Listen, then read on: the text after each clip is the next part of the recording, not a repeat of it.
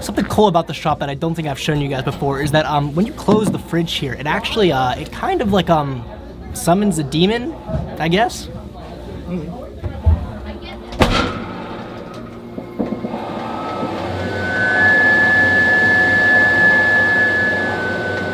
Battle-worn and tired, our legend takes a day to rest and recover, choosing to spare the next location of his conquest.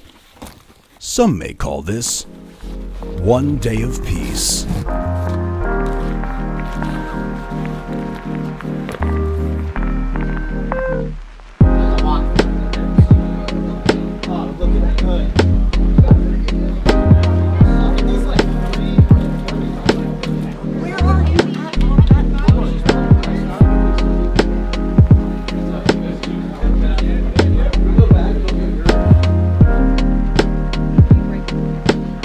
Back in familiar territory, we're here back at Top Deck Cards and Games, home sweet home. You know, I had to wrap it up back in a place that I home and love, and to be fair, I'm a little bit biased, maybe it's just because I work here, but hey, I think I like this shop the best. Still feeling a little bit salty about the other day's events, but hopefully we can turn that around today. We're going to be playing a couple rounds today, and hopefully we can just smash some skulls. I'm feeling ready, I'm feeling better than ever, so just hop right into it. I'm honestly just glad I'm not opening Mystic Fighters.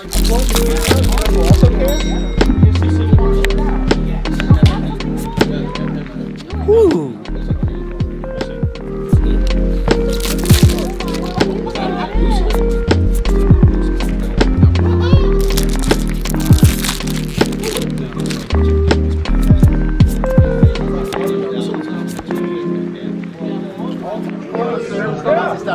Well, you have all those nice dice. We can use those. Not bad. Sure. I didn't even think the hat would be like Did you cut in this? position. I don't 6. blame you for I will not go going first. for it. You would think a hat would do that. Good luck. Yeah, man. Thank you. I am actually so embarrassed right now, and I'm about to tell you guys why here. We'll get into it. It's down to round 2 here. We just got done playing against Satellar Knight, which is a deck I never in a million years expected to see in 2019, especially late 2019. We win the die roll, and we're looking at a pretty scrumptious hand. We got the basic bread and butter Isolde combo, getting ready to summon the Topologic Bomber Dragon. At this point, I don't have any idea what I'm playing against to start, so I just think this is going to be like the best, again, first turn going board to just counteract the opponent here. He drops a Phantasme in response to the Isolde, which isn't a huge deal. This happened a lot recently, and he's digging 2 cards deeper into his deck, but no big follow-up from the Phantasme. I'm able to go off on the combo without a hitch. I end up leaving a Tsuchinoko left on the board, and I'm not going to be able to use it for much. I think I just used it to start to maybe like try to draw me into my deck. I didn't open a playable hand at first, but then the draw from the Tsuchinoko gave me a playable hand. The Deneb comes down, and I need to wipe, so that I do, and then he ends up just setting 4 and passing. And then during the end phase, I choose to activate the Symbol Skeleton in my graveyard, and actually I summon Galatea. And then I activate the Galatea on the field to set a Crescendo.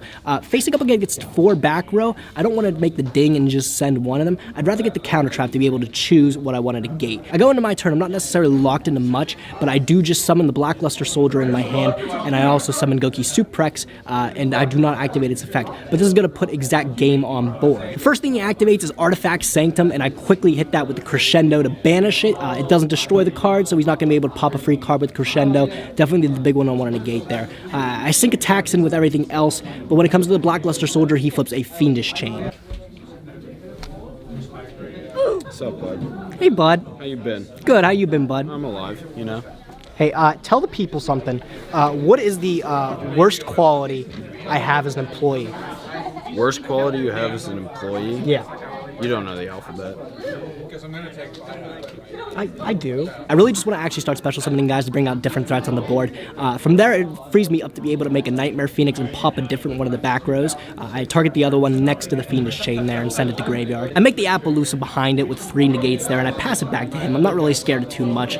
He draws, and then he summons the Altair that he added to hand with Neb. Of course, negate that with the Appaloosa, and then he chooses to chain what is it, Satellar Knight Alpha, the counter trap. From there, when he summons the Deneb, I just choose to negate it with the Appaloosa. That's 2 negates out of the Appaloosa, and he chains Satellar Knight Skybridge, which is going to shuffle that Deneb back to the deck. Its effect is still going to be negated, but he actually gets to replace it with something. He replaces it with Vega and chooses to activate the Vega effect, which I then use Appaloosa's 3rd negate, and that's a wrap from there. He concedes. Game 2, he unsurprisingly opts to go first. He goes Vega into Deneb, and then he makes Abyss Dweller and passes with 1 back row. I'm looking at my hand, and my hand's looking very clunky. I actually don't have any combo plays to go off on at all, but I do have a Pankratops in my hand, which is going to out that Abyss Dweller pretty easily. I choose to just keep all my resources in my hand, including the Econ and everything. I summon the Pankratops, beat over the Abyss Dweller, and I pass it over to him. Puts 2 of them into the Dark Satellar Knight guy, the level 4 thing, and from there I choose to activate the Pankratops after the summon resolves. He actually has the Alpha sitting in the back row from before anyways,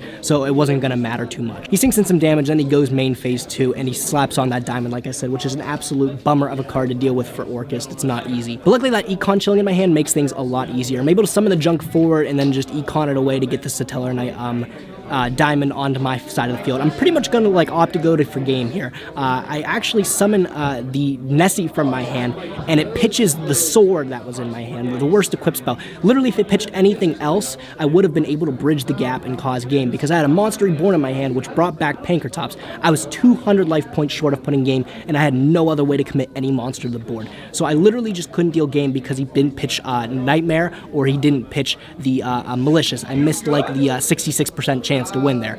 Unfortunate. Looking back on it, I definitely should have set the sword in my hand too, because that was my way to win the game. I misplayed there for sure. Unfortunate. I'm an idiot, that's for sure. I'm able to attack and leave him with 200 life points, but it's not enough to really put in the game. I summon IP Masquerena, and I try to commit like to a board like of Nightmare Unicorn or something to kind of lock him out.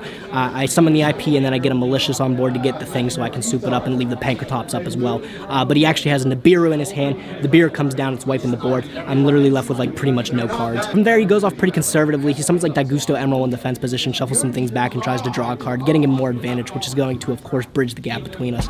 And then from there, it's not going to look too good for me. I top deck into like a Blackluster Soldier on Void the Beginning. Great card to draw into because I would have been able to just add the sword from the graveyard to hand, but I don't have a light in the graveyard to be able to banish, so that Blackluster Soldier just can't be summoned. So as surprising it is, and as long as this game took, I actually couldn't take it down. He actually ended up taking it down because of my misplays and everything. I really didn't play too well this game. But the most embarrassing thing about this game is when we went to game 3, I opted to go first because I lost the game, and I opened up, of course, full combo. I opened up with the Isolde, the way to make Isolde, and that should have been textbook game right there, because I could have went Isolde. The Isolde did resolve, and I did summon Armageddon. I kind of just said, you know, I can't deal damage to you, so it's just game, right? And he said this little gem here, and I've never been more embarrassed in my life. No, ever since I stopped playing my deck. I don't have a way to deal any damage to you, so just draw. I mean, I'll take the draw, but like... He takes 500 if you discard something. No, he doesn't. No, there's no way. Hold on. I gotta look that up now. Yeah, really? It's not in English? No, it's not. You would have won!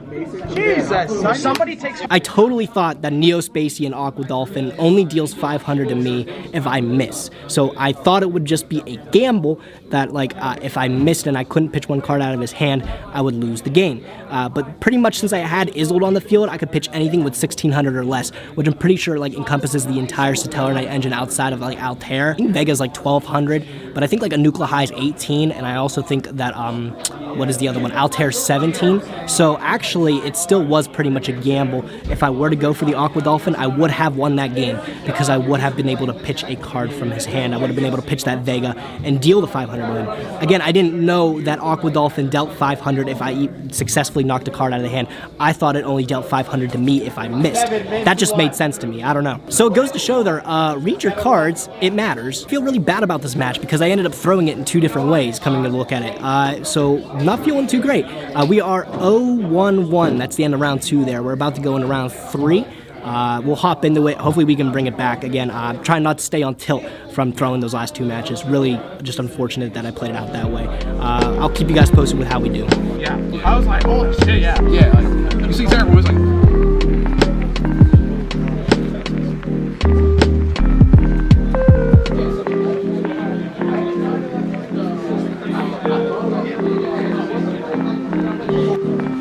So Ethan, it's been a while since I've been back here.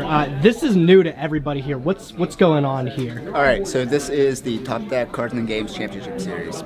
And what that entails is that we wanted to give our local players a reason to come out and grind locals and put in the time and effort to get better at Yu-Gi-Oh! So what we do is during every tournament, we award points. And every 3 months or so, we're going to have a championship. We're going to do this 4 times a year, every season. And it just gives us a way to give back to the community, because obviously we couldn't be here without everyone else. So for every player that enters a local tournament, we give them $2 to go towards the prize pool. If you notice the number up there, we're up to $672 in the prize pool. Oh, wow. Which would be spent on custom play mats, Top Deck apparel, anything custom we can give out to the community. Just, we're trying to put our best forth effort and to continue to grow the Yu-Gi-Oh! Community and try to keep it as competitive as we can. I know I haven't been here a while. Looks like you're kind of missing the name on there. You mind like squeaking me in like around this area here? Can you put me up there for me? Oh, sure. Oh, sure. Nice. I'll give you your own board. How about that? I appreciate. Yeah, that's good to me. You said right. We confirm that you don't. Harold? Yeah. Not bad. 5. I will go first. Yes, sir. Good luck. Good luck. Ooh. Just got done playing round 5, the last round of Swiss there, and we did catch the dub.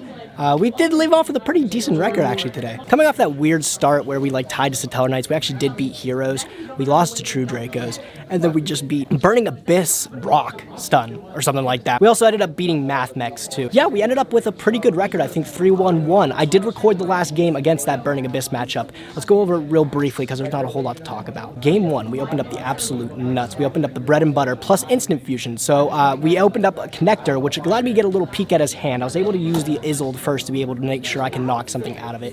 And we reveal what he's playing, the Burning Abyss matchup. And I just take the Psychic Tracker out of his hand because it's the one extender in his hand that I think is just probably the best thing to take out. There, I know he has no other responses, so I just fire off on the combo. And since I did open up instant fusion, you're actually going to see for the first time we end on El Shadal Window, which is going to be a huge card against this matchup. It's not being able to summon more than once per turn is just an absolute smackdown. With our board of El Shadal Window, Galatea plus Ding, and a Danger Mothman just sitting on the field that we use to kind of cycle a card to be able to get a playable hand. We pass it back to him, and the first thing he does is reveal Danger Jackalope in his hand with 6 cards. With 6 cards, he fans them out.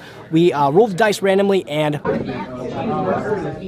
yeah, that one. Yeah, I'm amazing. Money. We smack that Jackalope. He concedes the match real quick. Game 2, he opts for me to go first, which I totally didn't expect, but we opened up a very clunky hand. We didn't open up super optimally. I was able to go Harp Horror and something else. I was able to end on a board of a basic Orcus combo, not with the Nut Orcus combo with Isolde, but just basic with IP Masquerena plus a loaded graveyard. I also had Monster Reborn, so I choose to reborn the Galatea back to my board, which gives it a little bit more of a formidable board. I'm able to of course use the IP Masquerena with the Galatea on the board too, then to be able to make something on his turn. And I'm also able to use that Galatea on his turn to be able to set Crescendo. That's the plan. So when I pass it back over to him, I'm really shocked and I'm really upset when the first thing he goes to is he says battle phase. I'm seeing flashbacks to last episode already. That evenly match is coming down and I don't know what to do. I decided to take the IP Masquerena and I use the Galatea as well. I do a couple chain links where I'm able to use the Nightmare and send something from deck. I need to get effects out of the deck while I can. So I'm able to do all these things, and I actually choose to make Topologic Bomber Dragon with the IP Masquerena. I decided to get rid of my Babel and Crescendo and just keep the Topologic, and that Topologic didn't put in too much work. He's able to pretty much, he sets up a board of Cherubuni, Seer, plus Beatrice, and he passes it back over to me. I totally forgot Cherubuni was protecting his monsters. So Topologic was actually a really poor choice in hindsight. It didn't do much, and it actually just ended up screwing me over too. The game match took a really long time to plan out. There ended up being a minute left on the clock, and we decided to go to game 3 because he ended up bowl sorting me for game. Game 3 comes around, I play the clock. I'm not making the same mistake as last time. I decided out all the instant fusions. I put in Called by the Graves, and I put in all the extenders back in the deck. I'm just trying to resolve an Isolde, and I'm trying to summon an Aqua Dolphin, pitch something out of his hand and deal 500. Now that I know that's a real play, I want to make it happen. Everything does pan out perfectly. We are able to make that Isolde and we are able to resolve it to be able to summon the Aqua Dolphin, and there is something in his hand that fits the bill perfectly to deal that 500. We take down the game, and that seals us the 3-1-1 record. Pretty decent, definitely a lot better showing than our other 2 locals we went to. We're about to go into top 8. I'm 100% certain I made the cut. I'll keep you guys posted with how that goes. Just finished playing out top 8. We actually played the same Burning Abyss player we played in the last round of Swiss there, and we did end up taking the dub over him. It was a pretty back and forth game, but we just ended up taking it. We hit top 4, and top 4 is just splitting. Altogether though, this little project was a lot of fun. I got to travel to places I've never been before, and I got to really see all the places around here on the western Pennsylvania side, all different locals. Hopefully I can travel to a couple more that I haven't to before. Maybe in the next episode of Local Legends or the next little mini-series. With that being said, I want to leave you guys with something. Regardless of all the statistics, regardless of the record, if you're sitting down playing a card game you love across from all your friends, are you ever truly losing? I'll see you guys in the next video.